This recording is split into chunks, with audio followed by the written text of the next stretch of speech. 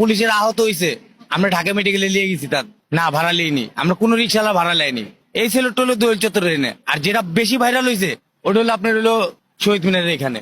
আমার খুব ভালো লাগতেছে মামা, মানে আমি যেন একটা দেশের ছাত্রদের পক্ষের একটা লোক, এটা আমারই মনে হইতাছে। ছাত্ররা আমারে মনে রাখছে। এই যে আমি দেখি এত খেয়াল করলাম, এটা আমার ছবি। সব মিলিয়ে আমার তো খুব ভালো লাগতেছে মামা।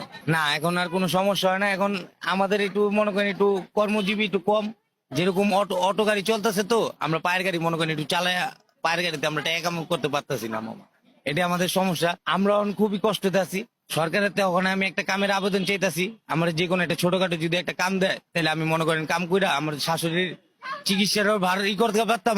আর আমার একটা মেয়ে আছে 5 বছরের, তারে জানি পড়াশোনা আমি করাইতে পারি। এটাই আমার প্রত্যাশা মামা।